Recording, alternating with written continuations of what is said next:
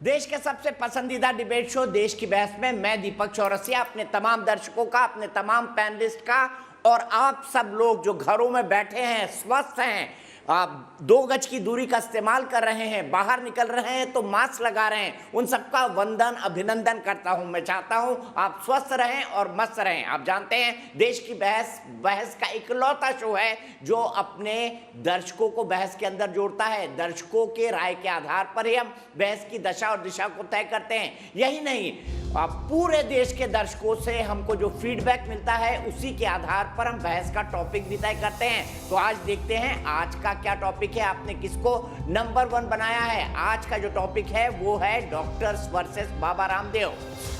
बाबा बनाम डॉक्टर, कैसे खत्म होगा टकराव, इसे 70% लोगों ने वोट देकर देश की बहस का मुद्दा बनाना चाहा है। योग और आयुर्वेद ये हमारी सनातन चिकित्सा पद्धति से जुड़े हुए हैं।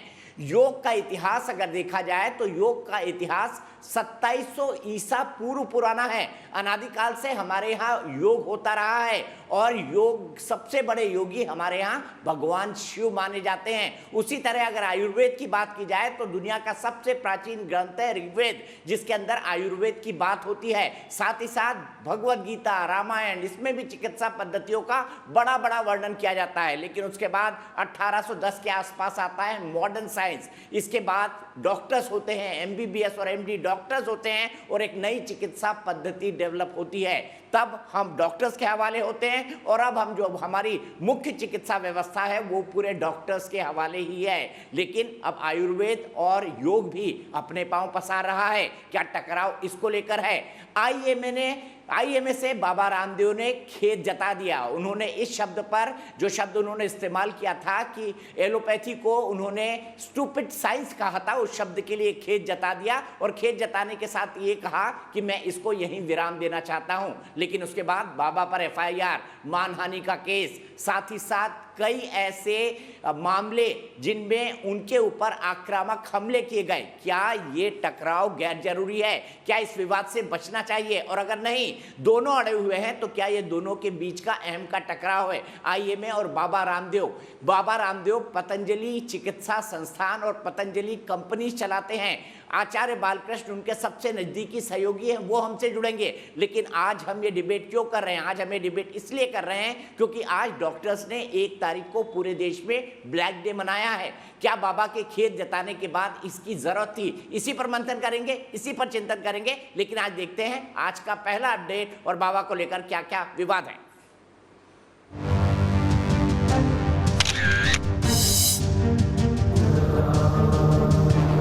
योग गुरु बाबा रामदेव के बयानों पर डॉक्टरों की नाराजगी थमने का नाम नहीं ले रही, जबकि योग गुरु अपने बयान पर खेद जताते हुए कई बार कह चुके हैं कि वो एलोपैथी के खिलाफ नहीं है। देश भर में योग गुरु के बयान पर ब्लैक डे भी मनाया गया। ये पैथीज ट्रीटमेंट एंड पेंडेमिक से लड़ना अगेंस्ट बाबा जी के शब्दों के अगेंस्ट है। जब तक ये कार्रवाई नहीं होती है तब तक हम लोगों की प्रोटेस्ट जारी रहेगी। कोरोना काल में डॉक्टरों का ये विरोध प्रदर्शन चिंता का विषय भी है। योग गुरु से नाराज federation of resident doctors association यानी फोडा के सदस्यों ने देश भर में काला दिवस मनाया। योग गुरु बाबा रामदेव ने कोरोना वायरस संक्रमण के इलाज के लिए इस्तेमाल की जा रही कुछ दवाओं पर भी सवाल उठाया था। योग गुरु का कहना है कि उनकी अगली लड़ाई ड्रग माफियाओं से है। ये जो ड्रग माफिया हैं, जो मेडिकल टेररिज्म और अनार्की फैला रहे हैं, उनसे लड़ने की कि एक बहुत बड़ी ताकत जो हमारे योग आयुर्वेद में है, उसकी का लोहा पूरी दुनिया मानेगी। इस बीच बाबा रामदेव अपना बयान वापस ले चुके हैं और ब्लैक फंगस से निपटने की तैयारी में जुटे हुए हैं, जबकि इंडियन मेडिकल एसोसिएशन उनके बयानों पर अब तक शांत नहीं हुआ। पूरी दुनिया देख रही है देश के अंदर कि क्या चल रहा है भारत के अंदर, जहाँ पे मरीजों के इलाज में ध्यान देना चाहिए या इस चीज़ों के ऊपर बहस करनी चाहिए।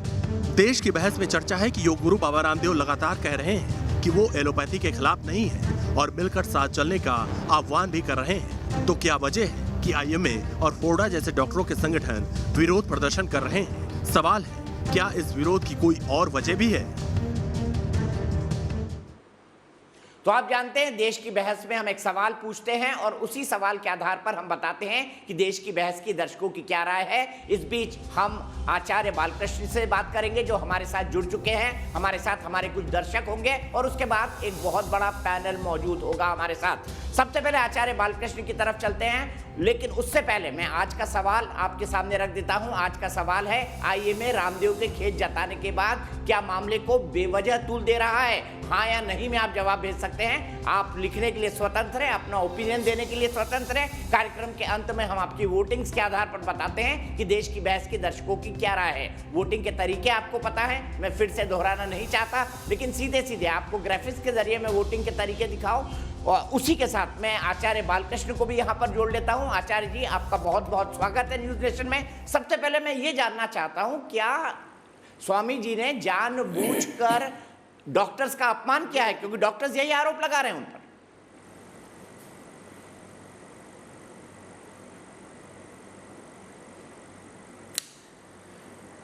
स्वामी जी महाराज ने पहले जो व्हाट्सएप का मैसेज था उसको पढ़ा था कि ये हमारी अंतरंग मीटिंग थी। ये बात सारे देश को पता चल चुकी, पहले नहीं पता थी तो। और इसके बाद में श्रद्धेय स्वामी जी ने खेद भी व्यक्त कर दिया कि भाई उससे मेरी बातों से यदि किसी को वो हुआ है तो व्यक्त भी कर चुके हैं। तो ये क्या चाहते हैं ये हमको नहीं पता, पर हम जो चाहते हैं वो स्पष्ट है कि जो आईएमए के नामधारी जो एक एनजीओ है वो साबुन, टूथपेस्ट, पेंट और बल्ब को जो है उसका एनओसी सर्टिफिकेट देते हैं कि बल्ब जलाने से जो है वो 99% जो है बैक्टीरिया वायरस ख़त्म हो जाते हैं, या पेंट लगाने से जो है बैक्टीरिया ख़त्म हो जाते हैं। इनके पास वो कौन सी लैब है, कौन सी लेबोरेटरी है, कौन सी प्रयोगशाला है, शायद आईएमए के बहुत सारे चिकित्सक बंधुओं को भी ये पता नहीं होगा। मैं चिकित्सक या पैथी के हम लोग विरोधी नहीं हैं, परंतु यदि कोई ज्ञान के नाम पर अज्ञान फैलाता है और कोई किसी को भ्रमित करता है तो हम इसके विरोधी हैं। मैं पुनः ये जितने भी बंधु हैं, हमारे भाई बंधु हैं सारे चिकित्सक, और कोरोना का समय है और विवाद तो कभी भी अच्छा होता नहीं है। जब श्रद्धेय स्वामी जी ने कह दिया कि भाई ये कोई बात नहीं है, यदि आपको कष्ट हुआ तो मैं खेद व्यक्त करता हूँ, क्षमा करता हूँ, अपनी क्षमा मांगता हूँ, तो बात ख़त्म होनी चाहिए। परंतु जो बल्ब को और पेंट को सर्टिफिकेशन देने वाले ऐसे जो लोग हैं, ऐसे लोग न देश की चिंता करेंगे, इनको पैसे की चिंता होती है, तो उनके द्वारा भ्रमित होकर के हमको भ्रमित नहीं होना चाहिए। ये कोई विवाद नहीं है। आइए सब मिल करके देश के निर्माण में, कि आप सेवा दे रहे हैं तो आयुष के भी लाखों डॉक्टर्स कोरोना के काल पर सेवा दे रहे हैं और उसके द्वारा भी लाखों रोगियों को लाभ पहुंचा है, तो हम मिलकर के उसमें काम करें। हमने कहा कि इंटीग्रेटेड होलिस्टिक अप्रोच की हम बात करते हैं, मिलजुल करके काम करते हैं। इस पर भी कुछ चिकित्सक बंधुओं ने बहुत अपनी सहमति दिखाई, मैं उनको बहुत नमन करता हूँ, वंदन करता हूँ। पर कुछ लोगों की मानसिकता ऐसी थी, उन्होंने कहा कि ये मिक्सोपैथी लाना चाहते हैं, ये एलोपैथी को बर्बाद करना चाहते हैं। यानी आप ऐसा मानते हो कि योग और आयुर्वेद का उत्थान होने से तुम्हारे एलोपैथिक डूब जाएगा? आप इतना डरते हैं? भाई हम तो कहते हैं कि योग आयुर्वेद के साथ लेकर के आइए। योग और आयुर्वेद इतनी पुरानी विधा है कि हजारों वर्ष में बहुत सारी प्रयास हुए होंगे, बहुत तरह के षड्यंत्र भी हुए होंगे।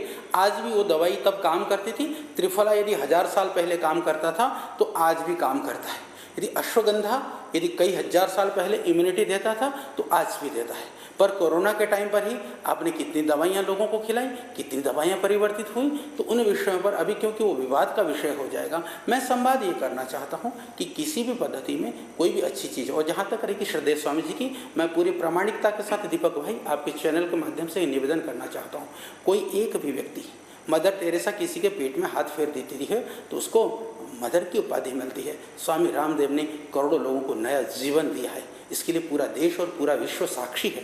जिस एक व्यक्ति ने पूरे देश के अंदर करोड़ों लोगों को आरोग्य दिया है, भाई चिकित्सक भी तुम आरोग्य देते हो। जो हजारों डॉक्टरों ने काम नहीं किया है वो एक अकेला स्वामी रामदेव ने किया है। पूरे प्रमाण है, दस्तावेज है, तथ्य हैं। और आज भी करीबन 2500 डॉक्टर फ्री ऑफ कॉस्ट सरकारी हॉस्पिटलों में भी प्रिस्क्रिप्शन बनाने का, पर्ची बनाने के पैसे लगते हैं 10, 15, 20 रुपया।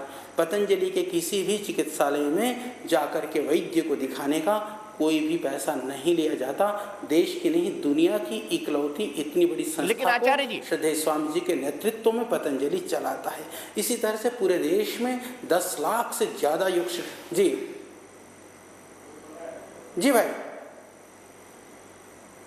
लेकिन आचार्य जी, मैं यहाँ पर आपको इसलिए टोकूंगा, हम बातचीत का सिलसिला आगे बढ़ाएं।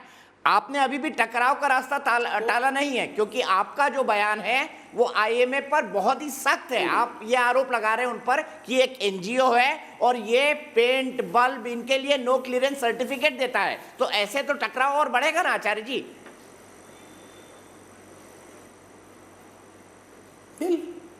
नहीं, ये आरोप नहीं भाई। देखो, कभी भी ना आरोप लगाना हमारा प्रयोजन नहीं है। मैं आपको बताता हूँ, हमेशा, और आप दीपक जी मुझे व्यक्तिगत रूप में भी जानते हो, मैं ऐसा मानता हूँ कि जो कर्म की ध्वनि होती है शब्द की ध्वनि से बहुत गहरी होती है।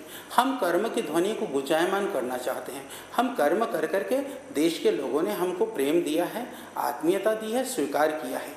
बहुत सारे लोगों के हित बाधित हुए हैं, बशर्ते वो हमारे कार्यों को किसी भी तरह से कुछ भी कहते रहें। हम तो खुले मन से, खुले दिमाग से, खुले भावना से सबको गले लगाने के लिए तैयार हैं और हम सबको सादर आमंत्रित करते हैं। आप पतंजलि आइए, आकर के पतंजलि कार्यों का निरीक्षण करिए, पतंजलि कार्य को देखिए, योग के रिसर्च को देखिए, आयुर्वेद के अनुसंधान को देखिए, फिर आप कुछ कहिए। तो मैं बात ये कर रहा हूँ कि ये जो आईएमए के हमारे दूसरे चिकित्सक बंधु हैं, क्या सभी लोग तो खराब नहीं हैं? उन लोगों को इसके लिए आवाज़ नहीं उठानी चाहिए? जो ड्रग माफिया हैं, जो दूसरे लोग हैं, जो कई हॉस्पिटलों के अंदर लूट खसोट मच रहा है, किनके लिए इन्होंने आवाज़ उठाई है? जितने भी, कई बार ऐसा होता है कि किसी की किडनी निकाल दी जाती है, कई लोगों को जो है डेड बॉडी भी जब तक पैसा नहीं दिया जाता है वो देने नहीं देते हैं। कितने लोगों की इन्होंने सेवा करी है, कितने लोगों की सहयोग करी है। इन ड्रग माफियाओं के विरुद्ध इन्होंने कितनी आवाज़ें उठाई हैं, कितने गरीबों के और अभावग्रसित लोगों के लिए इन्होंने कितनी सेवा करी है, वो भी तो बताएं। हम बताने को तैयार हैं हमने कितने लोगों की सेवा की है, कितने लोगों को हमारे द्वारा लाभ मिला है। तो जब बात होती है तो हमको ओपनली बात करना चाहिए दीपक भाई, और पूरी पारदर्शिता के साथ में, प्रामाणिकता के साथ में, और एक ऑथेंटिसिटी, विश्वसनीयता के साथ में बात करनी चाहिए। सिर्फ विवाद कर लेना, एक साधु को, एक सन्यासी को जिसने इतना बड़ा काम किया है उसको अपमानित करने के लिए, जलील करने के लिए बात करना, ये तो कदापि उचित नहीं है। और अभी इस तरह की कोरोना के पेंडेमिक में आप अपने मन को डाइवर्ट कर रहे हैं, बाकी लोगों को डाइवर्ट कर रहे हो। आप चिकित्सा के रोगी की सेवा करके बाकी कार्यों में आप अपनी ऊर्जा को व्यय कर रहे हो, ये तो उचित नहीं है। लेकिन आचार्य जी, मैंने मानी आपकी, साहब के मैं तर्क मानता हूं, लेकिन उनका भी तर्क है। उनका तर्क ये है, टर्र डॉक्टर कहने की क्या जरूरत थी? क्या इतने सारे डॉक्टर 2 बार वैक्सीनेशन के साथ मारे गए? वैक्सीन के बारे में आप दुष्प्रचार फैला रहे हैं, और जब ये सामने सब मामले आए तो स्वामी जी ने कह दिया कि किसी के बाप में हिम्मत नहीं जो मुझे गिरफ्तार कर ले। बोल रहे ये उनका घमंड दिखा रहा है। ये सब काम वो इसलिए कर रहे हैं क्योंकि वो अपनी कोरोनिल दवाई बेचना चाहते हैं। ये आईएमए के बड़े बड़े डॉक्टर्स का कहना है, मेरा नहीं, ये उनके आरोप हैं। दीपक जी, मैं आपके सारे प्रश्नों का बिल्कुल मैं आपके सारे प्रश्नों का उत्तर देता हूं। सबसे पहली बात तो ये है कि जो जिन बंधुओं के, जिन चिकित्सकों के, जिन भी लोगों के हम लोगों से जो भी हमारे भाई बहन बिछड़े हैं, जो बच्चे, जिन बच्चों ने अपने माँ बाप को खोया है, या जिन माँ बापों ने अपने बच्चों को खोया है, सबके प्रति हमारी संवेदना है, हमारी भावना है। और उनके प्रति गहरी संवेदना रखते हुए मैं विनम्रता से ये कहना चाहता हूँ, श्रद्धेय स्वामी जी ने कहा कि डबल वैक्सीनेशन के बाद में भी उनकी डेथ हुई है, ये तो सत्य बात है। पर किस संदर्भ में कहीं भाई तुम आकर के योगासन प्राणायाम भी कर लो, योग का डोज भी साथ में ले लो, वैक्सीनेशन भी साथ में कराओ। यहाँ वैक्सीनेशन का विरोध नहीं है, उन जिन लोग हमसे बिछुड़ गए उनके लिए उपहास नहीं है, अभी तो उनके लिए एक जो पीड़ा है वो व्यक्त करना शब्दों में, क्योंकि 3 घंटा 4 घंटा लगातार एक आदमी बोलता है, बोलते समय बोलने का ढंग थोड़ा सा फर्क हो सकता है। दूसरी बात, जो डॉक्टर और टर्टर, वो भी एक, क्योंकि कुछ बच्चे आए थे हमको डॉक्टर बनना है, वो योग की कक्षाएं चल रही थी, वो मनोरंजनात्मक ढंग से उसका आप 3 घंटे की क्लिप में से 5-10 सेकंड निकाल करके उसको आप नेगेटिवली भाई उसको वो करेंगे, तो आप बैठ कर के चर्चा करिए। एक व्यक्ति का कैरेक्टर एक दिन में ना बनता है ना बिगड़ता है। तो उस पूरे स्वामी जी के व्यक्तित्व को, कृतित्व को देखना पड़ेगा इसके लिए, तो उसके लिए भी स्वामी जी ने खेद व्यक्त कर दिया। तीसरी बात आई कोरोनिल पर। कहानी तो कोरोनिल पर ही शुरू होती है। क्यों?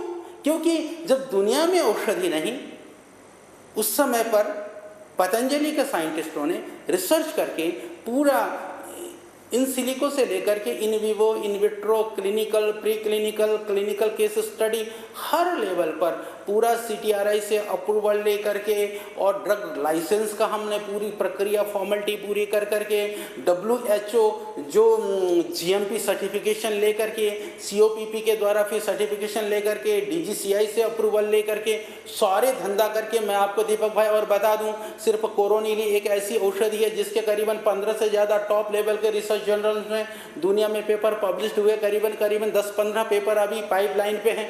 तो इतना बड़ा काम कर करके किया, दुनिया में दूसरे करते तो ये सारे डॉक्टर सलूट मारते, और उस औषधि से करोड़ों लोगों की जान भी बच गई, लाखों लोगों को तो हम प्रत्यक्ष रूप से हमारे संपर्क में हैं। इतनी औषधि बनाई और हमने तो उसके बाद में भी कहा कोरोनिल गिलोय तुलसी अश्वगंधा से बनी है, यदि आपको कोरोनिल नहीं खानी हो तो गिलोय तुलसी अश्वगंधा का एक्सट्रैक्ट खाओ। हमने पूरा आयुर्वेद का प्रचार किया और लागत मूल्य पर 500-550 रुपये में लोगों ने तो कितने में उन दवाई को बेचना चाहे तो बेच सकते थे, हमने बेचा। इसके बाद में मेरे भाई हमने तो ये कहा कि यदि आपको कोरोना के ऊपर विवाद है, हमारे साथ बैठ करके चर्चा करिए। आप साइंटिस्ट हैं, डॉक्टर हैं, मैं आपका वेलकम करता हूं, स्वागत करता हूं। आप आइए, एक वैज्ञानिक की तरह, एक चिकित्सक की तरह से वार्ता करिए। आप तो गाली गलौज पर उतर आए, आपने तो विभत्स चीज़ें, ऐसा विभत्स स्वरूप दिखाया 2-4 लोगों ने कि चिकित्सक तो क्या, एक सामान्य अनपढ़ व्यक्ति भी इस तरह का व्यवहार नहीं कर सकता।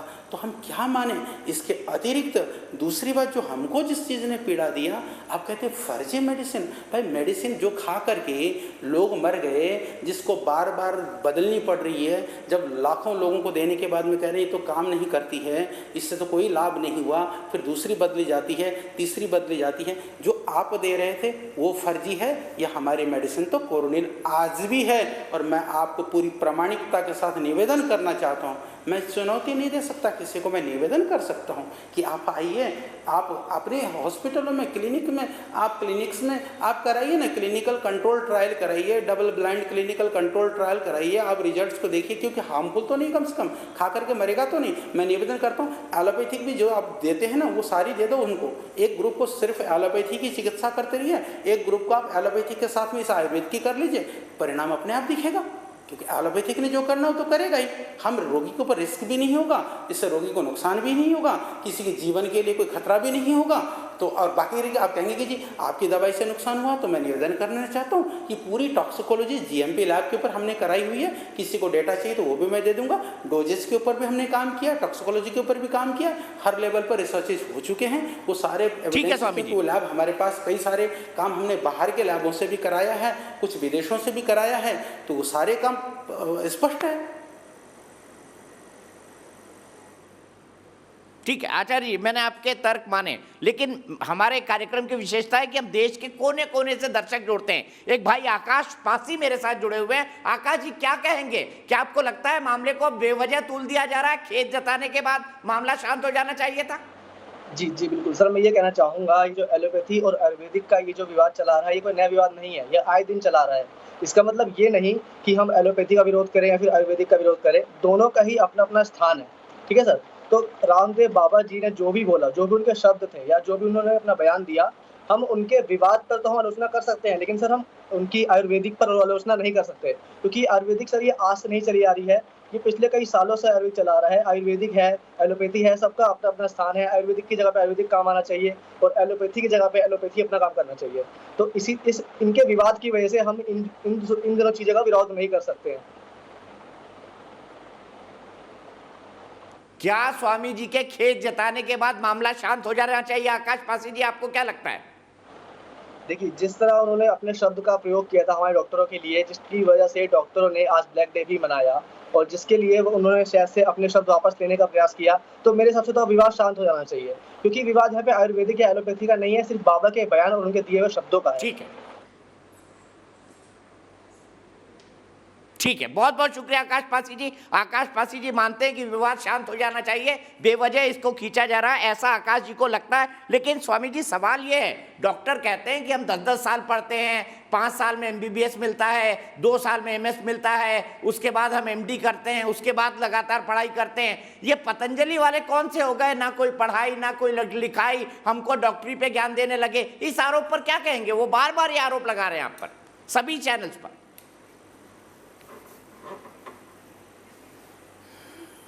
ऐसा देखो, खिसियाने बिल्ली खंभा नोचे। नॉलेज किसी की बपौती नहीं है, ज्ञान किसी की बपौती नहीं है। जिस प्रोफेशन के, जिस चीज़ के वो विद्वान हैं, एक्सपर्ट हैं, हम नमन करते हैं, प्रणाम करते हैं, पर सारे ज्ञान का ठेका उन लोगों ने नहीं ले रखा है। श्रद्धेय स्वामी जी को अभी भी आप देखोगे प्रतिदिन कितने घंटा पढ़ते हैं, कितना घंटा काम करते हैं।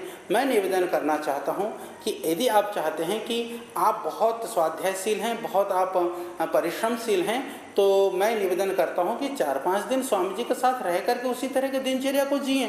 दूसरी बात, हम जो बात कर रहे हैं कि हमारे पास आज 500 से ज़्यादा साइंटिस्ट हैं, रात दिन वो आयुर्वेद के लिए काम कर रहे हैं, वो लोग रिसर्च करते हैं, एविडेंसेस जुटाते हैं, उसके बातों को हमारे सामने लाते हैं, फिर हम जनता के सामने लेकर के आते हैं। स्वामी जी जो बोल रहे होते हैं वो पीछे के 500 साइंटिस्ट होते हैं। स्वामी जी जो बोल रहे होते हैं 2500 से ज़्यादा हमारे आयुर्वेद के चिकित्सक होते हैं। स्वामी जी जो बोल रहे होते हैं हमारे विश्वविद्यालय में पढ़ाने वाले प्रोफेसर से लेकर के हमारे कॉलेजेस में पढ़ाने वाले टीचर्स वो लोग होते हैं। इसके अतिरिक्त तो गुरु परंपरा से जिस ज्ञान की प्रवाह को स्वामी जी ने पाया है वो होता है। तो किसी आदमी को सिर्फ इतना कह देने मात्र से कि आप यही तो कि किसी परंपरा मूल्य, आप सोचिए कि आज इंटरनेशनल योगा डे क्यों मिल रहा है। आज आयुर्वेद इस लेवल पर खड़ा, आयुर्वेद तो बहुत प्राचीन और बहुत पुराना है।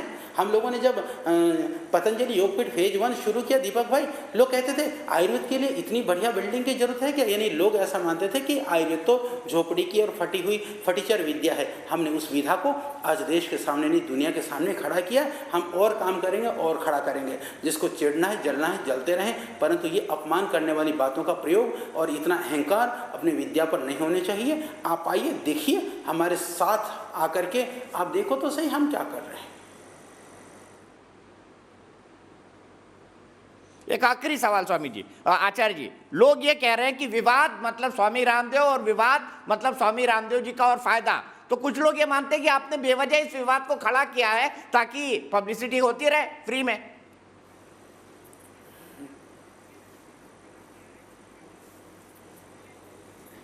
हाँ देखो भाई, हम विवाद को नहीं करते हैं खड़ा। लोग स्वामी जी की बातों को विवाद बनाने का प्रयास करते हैं, पर परमात्मा की ऐसी कृपा रही कि पतंजलि से विवादों का नाता है, तो उन विवादों ने भारतीय संस्कृति, योग और आयुर्वेद को भी खड़ा किया है। कभी कोई सोच नहीं सकता था कि आयुर्वेद के विरोध के लिए जो तथाकथित आयुर्वेद के अप्रशंसक हैं उनको इस लेवल पर आना पड़ेगा। तो इससे ठीक है, संवाद होना चाहिए था। ये विवाद कर करके लोगों को संवाद की स्थिति पर लेकर के आते हैं, क्योंकि जनता समझदार है। थोड़ी देर बाद IMA के डॉक्टर्स भी शो में आएंगे और आयुर्वेद के कुछ विद्वान भी आएंगे। क्या कहना चाहेंगे? कुछ आध्यात्मिक गुरु पवन सिन्हा जी भी आएंगे और कई सारे डॉक्टर्स भी आएंगे, जैसे डॉक्टर DR राय हैं, पूर्व महासचिव हैं IMA के, तमाम लोग आएंगे। क्या आखिरी शब्द कहना चाहेंगे उनको इस विवाद के बारे में? मैं सभी चिकित्सक बंधुओं से एक लाइन कहना चाहता हूं कि जो बात थी श्रद्धेय स्वामी जी ने खेद व्यक्त कर दी, बात खत्म हो गई। अब बाकी रहती है कि आपके प्रश्न और शंकाएं, उसके लिए जहां भी आप कहेंगे हम अपनी पूरी टीम को लेकर के वहां आने को तैयार हैं। यदि आप पतंजलि आते हैं तो हम स्वागत करने को तैयार हैं। आइए, मिल बैठ करके जो सत्य और तथ्य है उसको लोग और दुनिया के सामने ला करके, जिससे रोगियों का भला हो, देश का भला हो और आने वाली पीढ़ियों का भला हो, हम सब मिल करके ऐसा काम करें। मैं सभी चिकित्सक बंधुओं से यही निवेदन करता हूं। आखिरी बात मैं जानना चाहूंगा, कई डॉक्टर्स कह रहे हैं कि स्वामी जी ने हाथ जोड़ के माफी नहीं मांगी, जिसके लिए अंग्रेजी में शब्द किया जाता है अनकंडीशनल अपॉलॉजी। आज कुछ कहना चाहेंगे?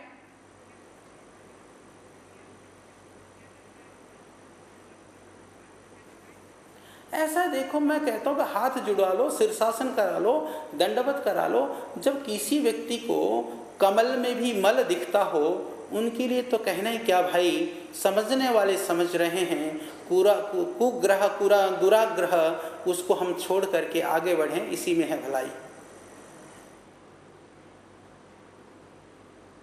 बहुत बहुत शुक्रिया आचार्य जी, आपने वक्त निकाला, आप हमसे जुड़े। और मुझे पता है आपके हॉस्पिटल में भी कई सारे लोग होंगे और एक पूरी टीम आपका भी इंतजार कर रही होगी। आपका बहुत बहुत शुक्रिया। मैं बहस को खोलता हूं। स्वामी जी के जाने के बाद मेरे साथ डॉक्टर DR राय हैं, पूर्व महासचिव हैं IMA के। मेरे साथ डॉक्टर राहुल भार्गव हैं, निदेशक है फोर्टिस अस्पताल के, जाने माने डॉक्टर हैं। मेरे साथ डॉक्टर रवि मलिक हैं, बहुत जाने माने डॉक्टर हैं, पूर्व सचिव हैं इंडियन मेडिकल एसोसिएशन के। मेरे साथ श्री गुरु पवन सिन्हा जी हैं, आध्यात्मिक गुरु हैं, पढ़ाते हैं और बहुत अच्छे विचार उनके हैं। मैं दिल से उनका बड़ा सम्मान करता हूं, उनसे आशीर्वाद लेता हूं। डॉक्टर परमेश्वर अरोड़ा जी हैं, आयुर्वेदाचार्य हैं, गंगाराम अस्पताल में अपनी सेवाएं दे चुके हैं, जाने माने आयुर्वेदाचार्यों में से एक हैं। डॉक्टर HS रावत थोड़ी देर में जुड़ेंगे हमारे साथ, ज्योतिषाचार्य हैं, आयुर्वेदेशाचार्य हैं और निदेशक हैं MPJ विद्यालय के। सबसे पहले डॉक्टर राय, मैं आपसे शुरू करना चाहता हूं। अब क्या कहा जाए, बीती ताही बिसार दे, आगे की सुध ले। दीपक जी, पहली चीज तो मैं ये आपको दोबारा से कह दूं, हम पहले भी कह चुके हैं कि हमारा कोई द्वेष ना तो आयुर्वेदिक के साथ है। आयुर्वेदिक की हम बहुत ज्यादा इज्जत करते हैं। ये हमारी प्राचीन पद्धति है जिसको हमेशा हमने सराहा है। और आज की तारीख में भी जब हम कोरोना का भी इलाज करते रहे तो हम अपने मरीजों के लिए ये जरूर कहते रहे कि भाई तुम अपनी एक ब्रीदिंग एक्सरसाइज करते रहो। रहा सवाल हमारे रामदेव जी का, तो ये एक योगी हैं, इसमें कोई दो राय नहीं, योग सिखाया, हम इनकी भी इज्जत करते हैं इस बात के ऊपर। लेकिन इनने आकर जो सबसे सर्वप्रथम जो कार्य किया कि आप उन डॉक्टरों के बारे में सोचिए, पूरे विश्व के बारे में सोचिए। जब विश्व इस वक्त एक महामारी से गुजर रहा है और लोग बाग सड़कों के ऊपर इस पर घर में परेशान है, माँ बाप आपस में नहीं मिल सकते, भाई बहन आपस में नहीं मिल सकते, उस वक्त एक डॉक्टर समाज है जो आपकी सेवा कर रहा है। और उसके बाद आप आकर उनके लिए कहते हैं डॉक्टर, इनको क्या आता है, 1000 डॉक्टर मर गए, 1200 डॉक्टर मर गए, इनकी दवाइयां इतनी कर गई, इन लोगों की दवाइयों ने काम नहीं किया, इन लोगों ने जितनों को मारा उतनों तो अस्पताल में लोगों ने मार दिया, जितने लोगों ने ऑक्सीजन से नहीं मरे डॉक्टर ने मार दिया। अब आपने इस प्रकार के शब्द कहे, बताइए। उसके बाद हम लोगों ने आपसे उस वक्त चिट्ठी कही कि साहब इसको करिए। हमारे परम मित्र हमारे डॉक्टर हर्षवर्धन जी के कहने के ऊपर आपने एक बार खेद प्रकट कर दिया और उसके बाद आप अगले दिन ही कह रहे हैं टर्र टर्र टर्र। उसके बाद आप कह रहे हैं इन डॉक्टरों को देख लीजिए, डॉक्टर करते क्या है, लाश में से उसका किडनी निकाल लिया, लीवर निकाल लिया, ये निकाल लिया, बॉडी दे देते हैं, वो कहते हैं। और हर वक्त इन्होंने कुछ ना कुछ हमारे ऊपर का, हम बार बार कह रहे हैं। आज मेरे ख्याल से डॉक्टर राय, बहुत सारी चीजें आउट ऑफ कंटेक्स्ट भी कोड हो रही हैं। नहीं, आउट ऑफ, मैं वही बात कर रहा हूँ, हमारे Ramdev out of the context भी कोड हो रही है। दीपक जी, मैं वही बातें कह रहा हूँ जो रामदेव ने कही हैं।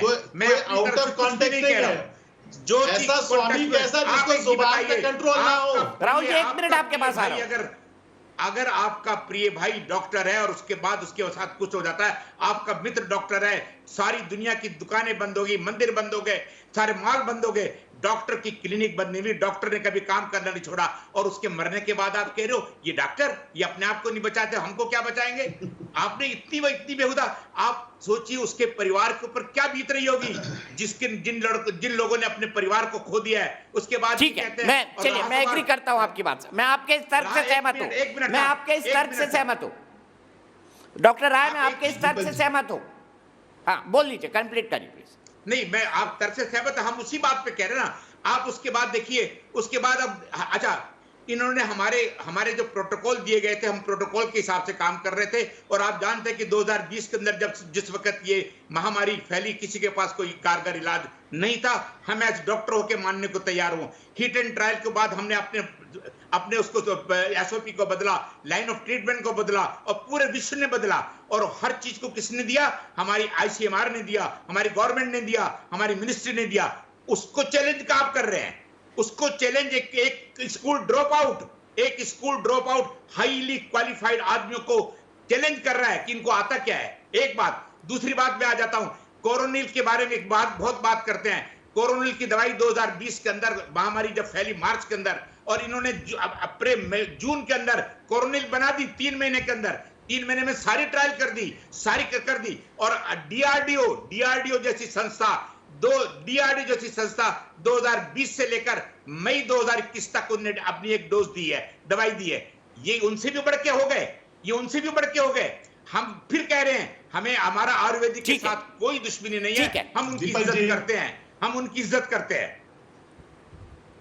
लेकिन सवाल ये है ना, किसी डॉक्टर को किस प्रकार मैं सीधे गुरु पवन सिन्हा जी के पास चलूंगा। गुरु जी मुझे बताइए, डॉक्टर राय के मन में बहुत गुस्सा है, बट आपने भी बाबा के सभी बयानों को सुना है। क्या आपको लगता है डॉक्टर राय का गुस्सा सही है, और क्या आपको लगता है कि अब वक्त आ गया बीती ताई बिसार दे वाली बात हो जाए, या डॉक्टर्स आगे क्या चाहते हैं उस पर मैं बात करूंगा, पर डॉक्टर राय के बारे ने जो कहा है क्या आप उससे सहमत हैं, और क्या कहना चाहेंगे डॉक्टर राय को?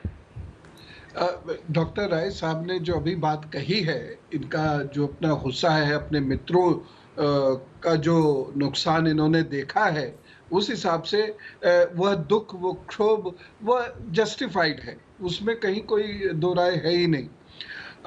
और लेकिन एक चीज़ मैं फिर भी कहूँगा कि ये जो तनाव है ये दूसरी ओर जा रहा है। ये भारत की दो बड़ी विधाओं को जड़ से खत्म कर सकता है। और इस वक्त की जो स्थिति है वो ये स्थिति है कि पूरी दुनिया भारत में अपना मार्केट टटोल रही है, जो लगभग 4.5 अरब का मार्केट है। तो कहीं ऐसा ना हो कि इस विवाद से उस मार्केट जो विदेशियों के हाथ में जाने की संभावना है, वहां कैसी बातें कर रहे हैं सर, जो है गड़बड़ हो जाए, और इसीलिए हमें इसे शांत करना चाहिए। आप क्या विदेशी बातें करते हो?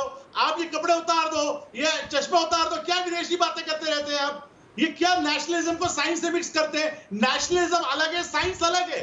आप सब पैसा तो कोई नेशनलिज्म की बात ही नहीं करी रहे आप नेशनलिज्म, ये बार-बार व्यापारी, कौन सा व्यापारी? आप दवाइयां खाना बंद कर दीजिए पवन जी। नहीं, ये डॉक्टर राहुल भार्गव है। राय साहब, आप अपने कानों, दोनों कानों में आने लगा दीजिए। आप मेरी बात को गलत कोट कर रहे हैं। विदेशी घड़ी पहनते हैं, विदेशी दवाइयां। अरे घड़ी पहनते विदेशी, आप अपनी बात को, मेरी बात को गलत कोट कर रहे हैं। मैं एक मार्केट की बात कर रहा हूँ, विदेशी मार्केट की बात कर रहा है, ये अधिकार है। अरे आप बंद कर दीजिए दवाइयां खाना, समझने का, राष्ट्रवाद, आपकी सरकार, और अगर इसमें राष्ट्रवादी, मैं राष्ट्रवाद की बात करूंगा। मैं बात कर रहा हूँ कि हमारे डॉक्टर, हमारे लोग जो है, ये मार्केट खत्म नहीं होना चाहिए। आप जने कहाँ बात को लिए जा रहे हैं, या आपने? राहुल भार्गव जी सुन तो लीजिए, मैं बिल्कुल आपके पास आऊंगा, उनका तर्क को सुन लीजिए। अगर आप दोनों एक साथ चिल्लाएंगे, डॉक्टर राहुल भार्गव, आप डॉक्टर हैं, आप समझते हैं, साइड पे दोनों की आवाज एक साथ नहीं जाएगी। नेशनलिज्म की बात नहीं करी, नहीं, ये किसी ने नहीं कहा डॉक्टर राहुल भार्गव, ये किसी ने नहीं कहा कि जो आयुर्वेद बोले वो नेशनलिस्टिक है। उनका तर्क को सुन लीजिए राहुल भार्गव जी, डॉक्टर भार्गव, उनका तर्क को सुन लीजिए, आप बिल्कुल उसका जवाब दीजिएगा, तर्क सुन लीजिए उसका। एलोपैथी सूर्य है, एलोपैथी को सूर्य मत दिखाइए, रोशनी की जरूरत नहीं है। अरे कौन दिखा रहा है? लड़ाई नहीं है आज। मैं तो डॉक्टर राय से बात कर रहा हूँ, आप अपने सूर्य को लेकर यहाँ पर कूद पड़े बिना मतलब बीच में। अब मैं डॉक्टर राय की बात को कर रहा हूँ, और आई वाज सपोर्टिंग डॉक्टर राय। कहाँ बीच में आप आ गए? समझिए तो एक बड़ी बात मैं बता रहा हूँ, इसमें बीच में डंडी मारने की जरूरत नहीं है। मैं एक बात यह कह रहा हूं कि भारत में कुछ भी ऐसा नहीं होना चाहिए जो भारत की इमेज टार्निश हो। यहां तो और कोई बात ही नहीं करी है आप। खामोखा, इसका मतलब यह है आपके दिमाग में कुछ और घूम रहा है।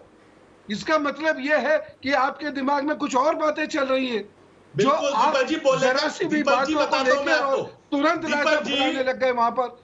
अच्छा डॉक्टर राहुल भार्गव, मैं आपसे एक सवाल पूछना चाहता हूँ, अगर आप इजाजत दें तो मैं आपसे एक सवाल पूछना चाहता हूँ।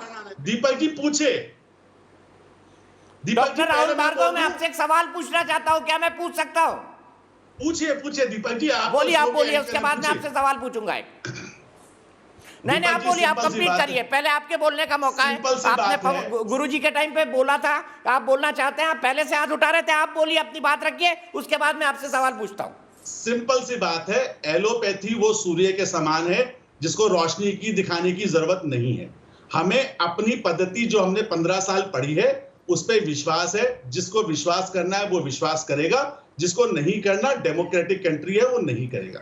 मेरा एक बड़ा मुद्दा है, मेरी लड़ाई इस बात को लेके है क्योंकि मैं अपने देश के बारे में सोच रहा हूं, अपने देश के लोगों के बारे में सोच रहा हूं।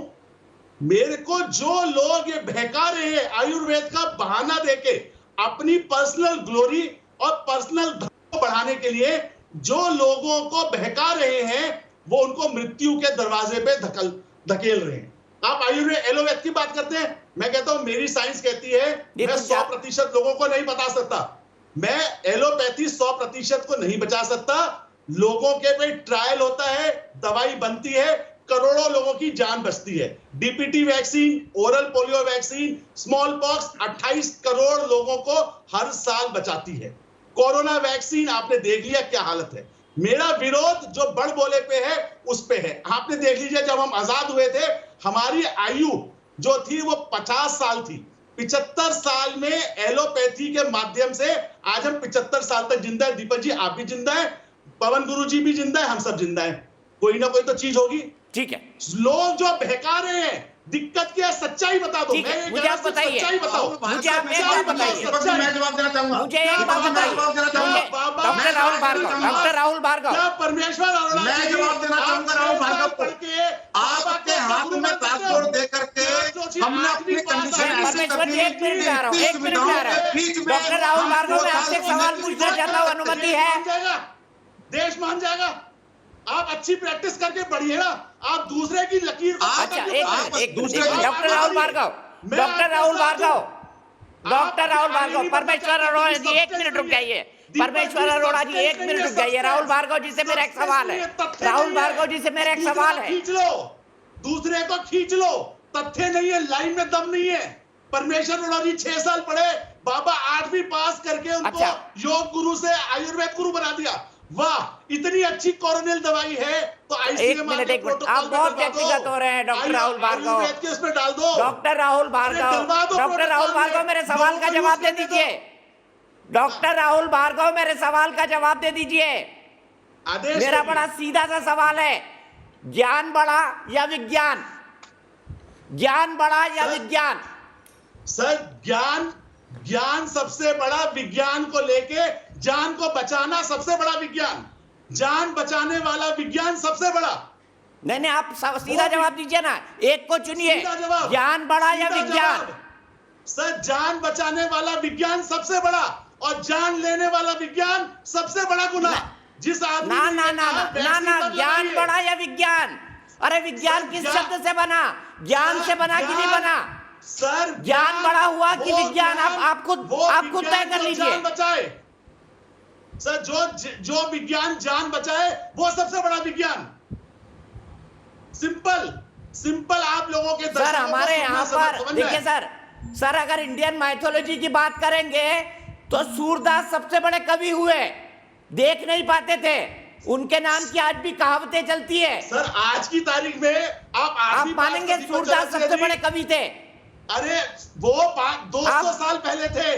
दीपक जी आज आप मेरे सवाल का जवाब नहीं दे पा रहे। ज्ञान बड़ा या विज्ञान? 8वीं पास को अपनी गद्दी में बिठा दीजिए, 8वीं पास को एंकर बना दीजिए न्यूज नेशन का। क्यों नहीं बनाते? सर 8वीं पास भी लोग एंकरिंग करते हैं, मैं ऐसे भी नाम बता दूंगा कि आप आश्चर्य करेंगे। दिखाओ क्या ज्यादा है क्या? ठीक है, मैं एच.एस. रावत जी के पास चलता हूँ। सर मैं किसी का अपमान नहीं करना चाहता हूँ। सर राहुल जी, मेरी और आपकी कोई अदावत नहीं है, मेरी आपकी कोई अदावत नहीं है, लेकिन ज्ञान की कोई सीमा नहीं है, विज्ञान की है। मैं सिर्फ इतना कहना चाहता हूँ। मैं डॉक्टर रावत के पास जाऊंगा। डॉक्टर रावत क्या ज्ञान की कोई सीमा है? डॉक्टर भार्गव निश्चित तौर पर आपकी जो एलोपैथी आपकी बातों में दम है, लेकिन मैं आपसे ये पूछना चाहता हूँ, जब एलोपैथी शुरू नहीं हुई थी उससे पहले आपकी सब्जियों के अंदर मसाले डाले जाते थे और आज भी लगातार पूरा विश्व मसालों को डाल रहा है, चाहे उसके अंदर जीरा है, चाहे उसके अंदर सौंफ है, चाहे अर्जुन की छाल है, चाहे उसके अंदर मसाले है। वो कौन डालता है? वो किसने शुरू करे थे? एलोपैथी ने या आयुर्वेद ने? आप उसका जवाब दीजिए मुझे। अच्छा एक बार बताओ सर, आप टार्जन की तरह जंगल बुक में रहते रहो वो विज्ञान है, वो प्रोग्रेशन है। खाली जवाब दीजिए मेरी बात 5000 का। साल पहले अटक गए। अरे डॉक्टर साहब मेरी बात का जवाब दीजिए। जब एलोपैथी ना नहीं कुछ थी किया। उस समय आयुर्वेद था। अरे सर बढ़ाओ ना, और उस समय जब अपनी आप लकीर सब्जियों को के अंदर बढ़ाओ। मसाले आज तक डालते आ रहे हैं, वो किसकी देन है? क्या मसाले? राहुल भार्गव जी, राहुल भार्गव जी, डॉक्टर रवि मलिक बहुत देर से, मैं ये नहीं चाहता कि हल्ला मचाने पे ही कोई शो ले जाए, मैं ये नहीं चाहता कि सिर्फ हल्ला मचा के शो ले जाए। मैं आपको अभी भी कहना चाहता हूँ, विज्ञान की लिमिट्स है, विज्ञान की लिमिट्स है, लेकिन ज्ञान की कोई लिमिट नहीं है। डॉक्टर रवि मलिक, क्या मेरी बात से आप एग्री करते हैं? और क्या हमको इतने जनरलाइज्ड टर्म्स में देखना चाहिए कि एलोपैथी सूर्य भगवान की तरह? दीपक जी, मैं बड़ी देर से डिबेट सुन रहा हूं। Doctor Ravi Malik please, Rahul Bhargav ji out of turn मत बोलिए प्लीज। 2 मिनट मेरे को दे दीजिए, कुछ मैं भी अपने विचार व्यक्त कर दूं। देखिए विवाद कहां से शुरू हुआ है, हमें ये देखना बड़ा जरूरी है। हम इशू को डाइल्यूट नहीं करेंगे। योग की भी हम रिस्पेक्ट करते हैं, आयुर्वेदा की भी रिस्पेक्ट करते हैं। विवाद केवल हमारे को जो ऑब्जेक्शन हुई है, वो ऑब्जेक्शन सिर्फ बाबा के बयान से हुई है। बाबा के बयान से क्यों ऑब्जेक्शन हुई है, इसको भी समझ लीजिए। बिल्कुल स्पष्ट चीजें हैं। बिल्कुल हमें ऑब्जेक्शन इस बात के लिए हुई है कि बाबा ने वैक्सीन को, जो कि ICMR और सारी प्रोटोकॉल्स में रिकमेंडेड है, बाबा ने कहा वैक्सीन लगाने के बाद में डॉक्टर अपने आप को नहीं बचा पाए। यहाँ पे जितने लोग बैठे हैं सब लोग एग्री करेंगे कि ये बात बाबा ने गलत कही है। पहली चीज, ये बात ये नहीं है कि हम अलग हैं आयुर्वेद से, या हम योग से अलग हैं, या हम एलोपैथी हैं, आप उस पलड़े में, हम इस पलड़े में, और हम कबड्डी खेल रहे हैं। यहाँ जितने लोग बैठे हैं वो इस बात से एग्री करेंगे कि अगर बाबा ने ये कहा है कि 2 वैक्सीन लगाने के बाद हजारों डॉक्टरों की मौत हो गई है और वो अपने को बचा नहीं पाए, ये गलत कहा बाबा ने। दूसरी चीज, इसमें कोई दो राय नहीं है। दूसरी चीज, अगर कोरोना वॉरियर्स का स्वाभिमान, जो कि मर गए बेचारे, जिनके के हताहत हो गए हैं, अगर उनका स्वाभिमान बाबा के ये कहने से हताहत हुआ है, ये बात भी सब मानेंगे, बिल्कुल ठीक है। एक पैथी को, एलोपैथी को आज मैं जो सबसे ज्यादा डिस्टर्ब हूं, दीपक जी, पूरे इंटरनेशनल उसमें हम व्यंग और उपहास के पात्र बन चुके हैं। हर व्यक्ति वहां पर हंस रहा है कि हिंदुस्तान में ये कौन एक व्यक्ति है जो कि कह रहा है स्टीरॉयड फेल, जो कह रहा है एंटीबायोटिक फेल, जो कह रहा है ऑक्सीजन देने के बाद मौतें हो गई। आप बात को समझिए, बाबा की हम बड़ी रिस्पेक्ट करते हैं, लेकिन जो चीज गलत है वो गलत रहेगी, चाहे वो बाबा बोले, चाहे वो राहुल भार्गव बोले, या चाहे रवि मलिक बोले। जो बाबा का फॉलोअर है वो गलत मैसेज लेके मर रहा है। रवि मलिक जी, सबसे बड़ी बात है, मुझे अपने भाइयों की चिंता है जो मर रहे हैं ऐसी गलत एडवाइस से। आप और हम सब लोग रोज, राहुल भार्गव जी प्लीज, सिर्फ चिल्लाने से डिबेट नहीं होता, सुन लीजिए ना। सब लोग, डॉक्टर राय साहब बैठे हुए हैं, गुरुजी बैठे हुए हैं, आप अकेले चिल्लाए जा रहे हैं। दीपक जी थोड़ा सा शांति रखिए ना। बता दूं, आप डायरेक्टर है फोर्टिस अस्पताल के। अगर हमारे लोग बहकेंगे, अब मैं बताऊं, ICMR के अंदर एक अनुभवी और मजबूत टीम ने एक प्रोटोकॉल बना के दी है, जो हमें दिशा निर्देश हुए हैं कि इस प्रोटोकॉल को आप फॉलो करो। दीपक जी, बात को समझिए, मैं जो बता रहा हूं, हमें दिशा निर्देश सरकार ने दिया, मिनिस्ट्री ऑफ हेल्थ ने दिए हैं, और वो भी दिशा निर्देश ऐसे नहीं दिए हैं। WHO और सबकी स्टडी करके कहा है कि स्टीरॉयड जान बचाएंगे, ऑक्सीजन जान बचाएगी, आप दो। बाबा कहते हैं स्टीरॉयड फेल, बाबा कहते हैं ऑक्सीजन देने के बाद में वो हो गए। लोग भ्रमित होंगे कि नहीं होंगे? मैं लोगों के भ्रम की चिंता कर रहा हूं। यहाँ पे ये बात सोचिए कि डॉक्टरों की ईगो आ गई है। डॉक्टर पब्लिक हेल्थ की प्रॉब्लम कर रहे हैं, ये लड़ाई हमारी कमजोर पड़ेगी। अब 100 बातों की एक बात मैं बता रहा हूँ, कृष्ण जी को एक मिनट, ठीक है डॉक्टर मालिक, क्या ये बात इतने जनरलाइज्ड फॉर्म में कही गई?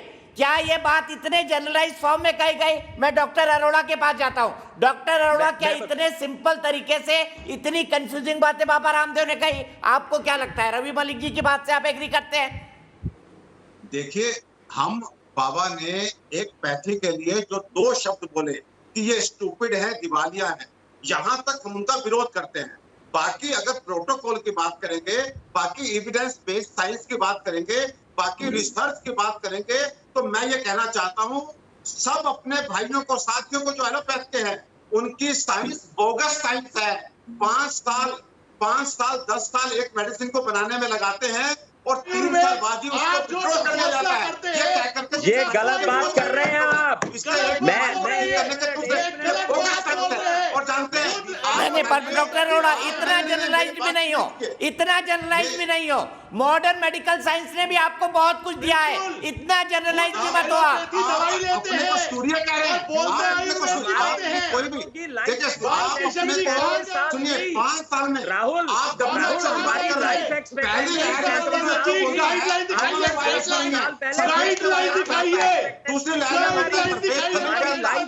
अच्छा सब एक साथ चिल्ला रहे हैं, 1 मिनट के लिए। डॉक्टर अरोड़ा इतने जनरलाइज फॉर्म में बात मत करिए प्लीज, इतने जनरलाइज फॉर्म में बात मत करिए प्लीज।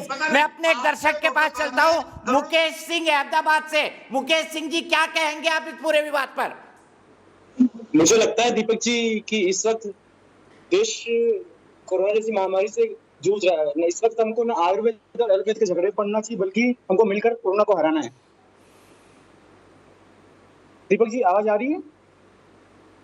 बड़ी बात कही, और मुझे लगता है कि आपकी इस बात को डॉक्टर्स को भी सुनना चाहिए मुकेश सिंह जी, कि अभी टकराव और विवाद का वक्त नहीं है, और बाबा रामदेव को भी समझना चाहिए। हम पब्लिक के लिए लड़ रहे हैं, एलोपैथी से कोई मतलब नहीं है। मैं पब्लिक के लिए लड़ रहा हूँ, वो पब्लिक जो गुमराह हो रही है, पब्लिक मैं आपसे एविडेंस मांगता हूं, मैं आपसे एविडेंस मांगता हूं डॉक्टर साहब का, मैं आपसे एविडेंस मांगता हूं आइवरमेक्टिन का, मैं आपसे एविडेंस मांगता हूं प्लाज्मा थेरेपी का।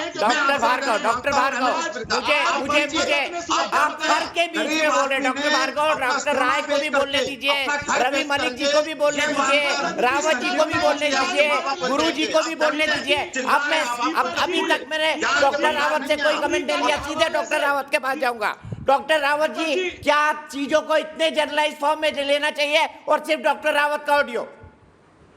देखिए दीपक जी, मैं सभी डॉक्टर साहब बैठे हैं, पैनल बैठे हैं, मैं मेडिकल साइंस का कोई विरोधी नहीं हूं।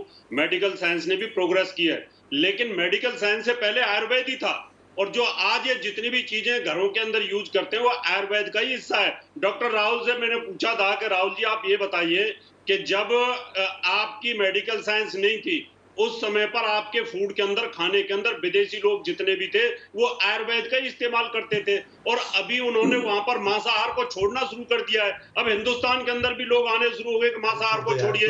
तो इसका मतलब ये है कि आपका जो लिंक है, मेडिकल साइंस का जो लिंक है, विदेशों के साथ है, इसमें कोई दो राय नहीं है। और जो बाबा रामदेव ने आयुर्वेद को जो डेवलप किया, योग को जो डेवलप किया है, धीरे धीरे आपको भी मेडिकल साइंस को भी उसमें आना पड़ेगा, क्योंकि सर हमें दिक्कत नहीं है, आपको बहुत सारी दिक्कत नहीं है। विजिबल पार्ट से आप उनको चेंज कर सकते हैं। ठीक है। मैं डॉक्टर रवि मलिक से एक सवाल पूछना चाहता हूं। मैं डॉक्टर रवि मलिक से एक सवाल पूछना चाहता हूं, और मैं एक आम व्यूअर के हिसाब से पूछ रहा हूं। एक हॉस्पिटल जाना, और वो भी सरकारी नहीं, प्राइवेट हॉस्पिटल जाना, डॉक्टर मलिक, एक आदमी को लग रहा है कि वो लुटने वाला है। पता नहीं कितने टेस्ट लिखे जाएंगे, पता नहीं डॉक्टर का कितना कमीशन होगा, पता नहीं कौन सी कंपनी की दवाई लिखी जाएंगी, फिर जेनरिक मेडिसिन भी है। क्या एक आदमी के लिए ये भी त्रासदायी और पीड़ादायी है? और क्या हम ये स्वर नहीं सुनते कि मेरे बाप की लाश नहीं दी गई, मेरे पिता की लाश नहीं दी गई क्योंकि मैं अस्पताल का बिल नहीं जमा कर पाया? ये भी मॉडर्न मेडिकल साइंस की हकीकत है या नहीं? डॉक्टर रवि मलिक जी, मैं इसका जवाब देना चाहूंगा आपको, मैं आपको जवाब देना चाहूंगा। राहुल 2 मिनट मुझे दो, मैं आपको जवाब देना चाहूंगा। दीपक जी, आपको ये पता है कि लिवर ट्रांसप्लांट जो है अमेरिका में कितने का होता है? 2 करोड़ रुपए का, और हमारे इधर कितने का होता है? 30 लाख रुपए का। आपको पता है बोन मैरो ट्रांसप्लांटेशन कितने की होती है बाहर, और यहाँ पर कितने की होती है? यहाँ पर हम लोग 15% के अंदर जो है वो ऑपरेशन कर देते हैं, जो अमेरिका में नहीं होते। दूसरी चीज आपको मैं बता दूं, जब हमारी एलोपैथी नहीं थी, आज से 200 साल पहले 35 साल की उम्र में आदमी मर जाता था। Life expectancy in India was 35 years only. इस वक्त जो हम 75 साल में बैठे हैं, मेरे ख्याल से जितने लोग बैठे हैं, मैं आपकी सब बात से एग्री करता हूं डॉक्टर रवि मलिक, मैं डिस्प्यूट कर ही नहीं रहा हूं, पर मुझे बोलिए कि मेरे पिताजी की लाश नहीं दी गई क्योंकि मैं अस्पताल का बिल नहीं भर पाया। ऐसे कितने किस्से होते हैं, और होते हैं कि नहीं होते हैं, ये भी बताइए मुझे। वो गलत है। दीपक जी, सवाल पूछता हूँ, क्या बात कर रहे हैं? मुझे पूछने दीजिए सवाल। ठीक है, अगर होती है तो गलत है, पर क्या ये जो फ्रीक्वेंट FAQs है डॉक्टर्स के बारे में कि डॉक्टर पवन सिन्हा, मैं आपके पास आना चाहूंगा कि डायग्नोस्टिक सेंटर का कमीशन चलता है, दवा कंपनियों का कमीशन चलता है, क्या ये FAQs के बारे में IMA को कभी बोलना नहीं चाहिए? दीपक जी, मैं पूछ सकता हूँ सवाल?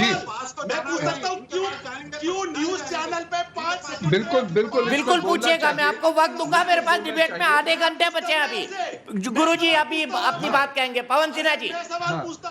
डेफिनेटली IMA को बोलना चाहिए। IMA की एक मॉरल रिस्पॉन्सिबिलिटी भी है ये, और इसके कई बार बहुत इस समय एविडेंस मिले हैं, कई बार पुलिस ने भी इसमें इंटरवीन किया है, अखबारों की भी रिपोर्ट्स है इसमें कि कमीशनिंग होती है। अब कमीशनिंग होती है, इसका मतलब ये नहीं हम ये कह दें एलोपैथी खराब है। जो कमीशन खोर है वो खराब हो सकता है, लेकिन फिर उसे डिफेंड नहीं करना चाहिए हमें। मैं जब शुरू में भी बात बोल रहा था, और मैं डॉक्टर मलिक की बात को, डॉक्टर राय की बात को मैं आगे बढ़ा रहा हूं इस बारे में कि जो व्यक्ति अच्छा काम कर रहा है उसकी प्रशंसा अवश्य होनी चाहिए। डॉक्टर के अग्रवाल की मैं उस बुक का भी जिक्र करना चाहूंगा, एलोवेदा। तो दोनों को मिला के जिस तरीके से काम किया जाता है वह निश्चित ही प्रशंसनीय है। हमारी सारी गाइडलाइन सब विदेश से आए, ऐसे हमारे डॉक्टर्स नहीं हैं। हमारे डॉक्टर्स में बहुत कैपेबिलिटी है और अपनी गाइडलाइंस को ये खुद डेवलप कर सकते हैं। लेकिन जब आप इधर उधर की चीजों को डिफेंड करना शुरू कर देंगे तो देखिए एक शक तो जाएगा। जब आप एक बड़ा एनालिसिस सुनने की बजाय आप चीखना शुरू कर देंगे तो निश्चित रूप से फिर शक जाएगा। और फिर मैं इस बात को कहता हूं कि अगर कोई व्यक्ति आपको लगता है कि सीरियसली और सिंसियरली अपोलोजाइज कर रहा है तो फिर इस विवाद को खत्म किया जाए ऐसे समय पे। दीपक जी, मैं पवन सिन्हा जी की इस बात से एग्री करता हूं। ठीक है, मैं सीधे मेरे एक दर्शक अंकुर अग्रवाल गाजियाबाद से जुड़ गए हैं। दर्शकों को मैं हमेशा शो के अंदर शामिल करता हूं और यही मेरे शो की विशेषता है कि कश्मीर से लेकर कन्याकुमारी तक के दर्शक जुड़ते हैं। इस वक्त गाजियाबाद से मेरे साथ अंकुर अग्रवाल जुड़ रहे हैं। अंकुर, क्या कहना चाहेंगे इस बारे में? जी दीपक जी, देखिए मैं सबसे बड़ी बात ये कहना चाहता हूं कि जिस तरीके से लगातार ये विवाद छिड़ा है, उसके बाद बाबा रामदेव ने माफी भी मांगी है, लेकिन उसके बाद लगातार डॉक्टर इस विवाद को बढ़ा रहे हैं, उसे खत्म नहीं कर रहे हैं। उनको भी दिख रहा है कि देश में पेंडेमिक है और उनको इस विवाद से हटके देश की जनता की सेवा करनी चाहिए। लगातार डॉक्टर्स भी एक्सपायर हो रहे हैं, कोविड वैक्सीन लगने के बाद भी डॉक्टर्स एक्सपायर हो रहे हैं। उसके बाद बाबा रामदेव का ये विवाद खड़ा करना ये सरासर गलत है। डॉक्टर्स को पहले ये फोकस करना चाहिए कि हमें इस पेंडेमिक से कैसे बाहर आना है, उसके बाद विवाद करें, क्योंकि जनता त्रस्त है, जनता परेशान है और लगातार यही कोशिश उन्हें करनी चाहिए कि ये विवाद ना बढ़ा के। बाबा रामदेव ने माफी भी मांग ली है तो डॉक्टर्स को अपने इस बात को लेकर आगे रखना चाहिए कि हाँ, रामदेव ने माफी मांगी है तो उन्हें विवाद को खत्म कर देना चाहिए, इसे बढ़ाना नहीं चाहिए। बिल्कुल